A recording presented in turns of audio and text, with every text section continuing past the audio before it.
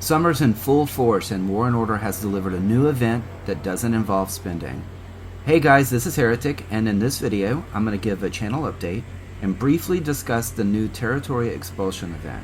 As I've mentioned before, I've been on a bit of an odyssey, and lately I've been in Southeast Asia with my wife and young son. Today, in fact, I'm in Hanoi, Vietnam. This is a view from our balcony right now. Stay around until the end of the video and I'll give some insights and things I've learned on this journey. In War and Order, July got off to a really good start with a new event that should help out mostly the no to low spenders to get some rewards without having to spend at all, which is good. And here's some of the event, what you have. We actually had an unfortunate incident with this event.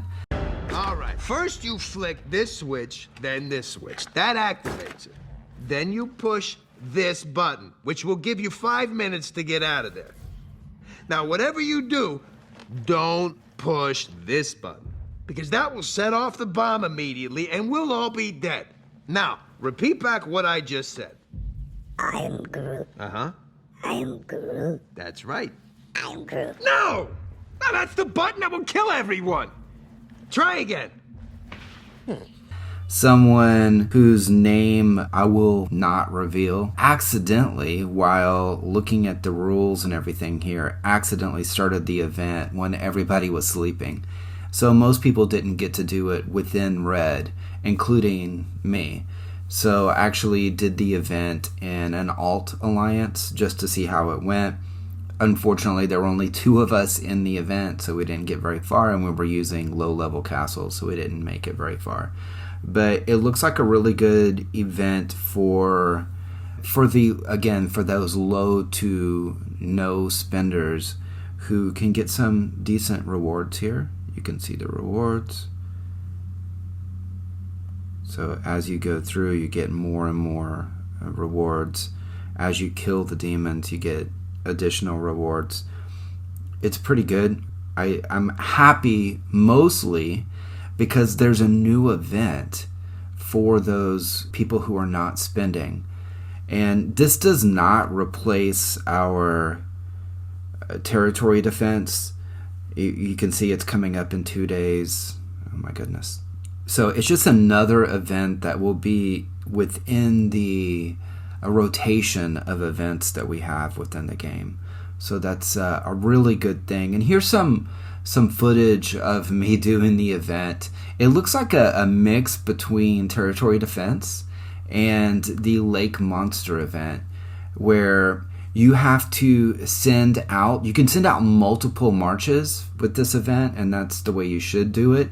But you need to call those targets and those times so that everybody arrives at the same time. The more people that arrive at the same time, the more damage you're going to do, the faster you're going to get through these different waves. And the more points people are going to get. So it comes out to be the people who do the most damage are going to get the most points. So if you're a big spender, this might be a good event, especially in the beginning, to have some players who are not spenders actually get in on the action while you kind of take a back seat and let them progress, and then when they need you, then you join up and help. But until then, allow the people who aren't spending very much at least to get some more points, to get some rewards, because they need it more than the people who are spending in the game. So that's the new event.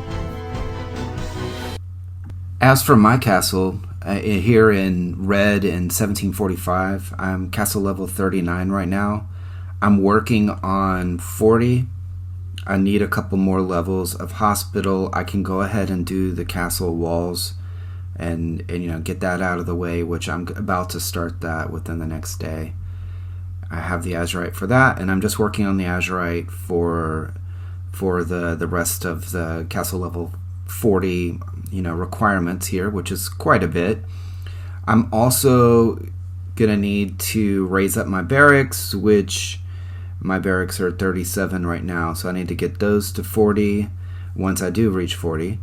And I'll need to also raise up my guardian temple Need to get that up. That's quite a bit of Azurite. And then I'm going to work on my Mystic College for all the Azurite that's needed there to get where I want to be, which is going to be a ton of Azurite. So I'm going to be spending primarily on Azurite for the next 6 months to a year probably.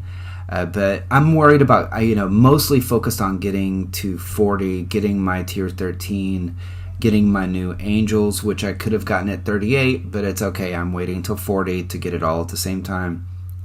Then I'll work on my tech after that. It's going to be a while.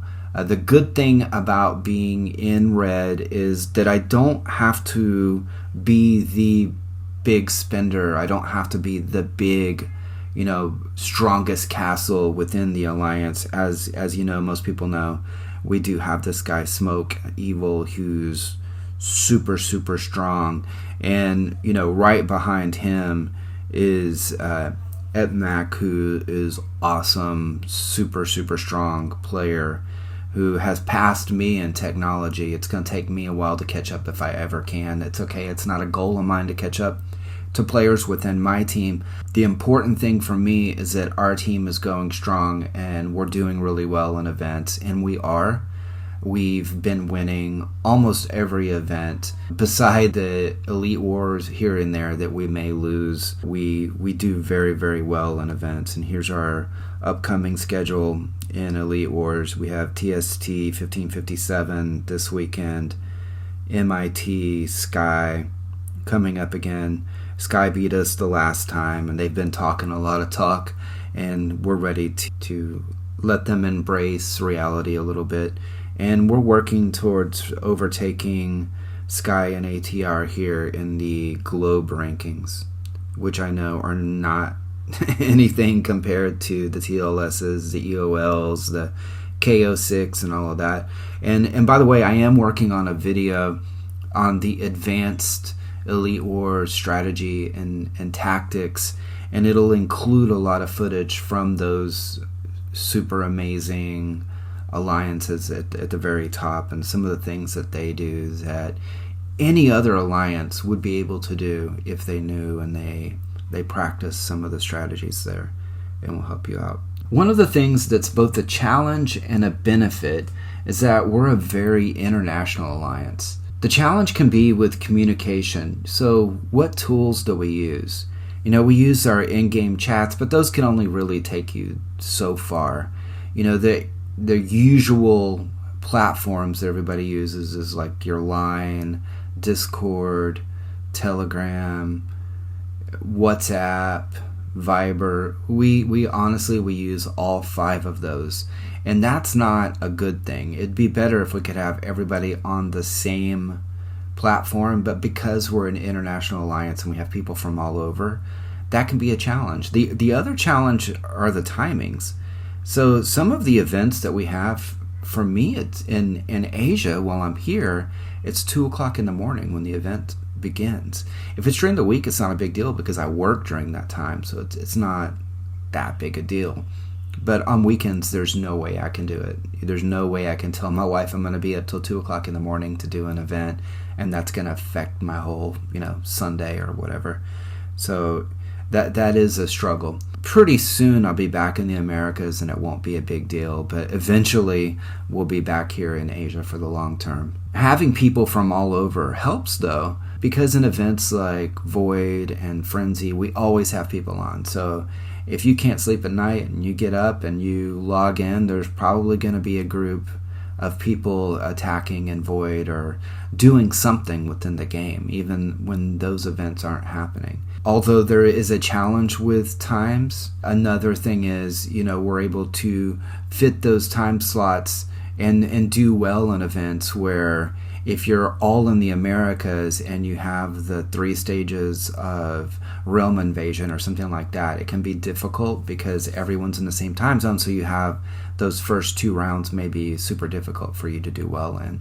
Where for us, because we are split up between different time zones, we can have people in each one of those rounds, and we can strategically pick the rounds that we're going to really go strong in. One of the things that I've learned from living abroad for so long, and I've been doing this my whole life, is that people everywhere are basically the same. And no matter what language they speak, what religion they believe in, they want to succeed. They want peace. They want happy vibes. So let me know in the comments where you're watching this video from. And I hope that you have an amazing summer. And I thank you for watching this. It's really cool. You know, this is just a hobby for me. This is not a job for me. My job, by the way, you know, so people know, I'm in software. I've been in development for a long time, since I was a kid, honestly. And wherever you're from, and I really thank you for watching these videos. It keeps me going with the channel. It makes it fun for me. If no one was watching the videos, it wouldn't be as fun. But because I feel like in some times, you know, somebody can get a little bit out of these videos that helps them along the way, that's a good thing for me. And with that, take care.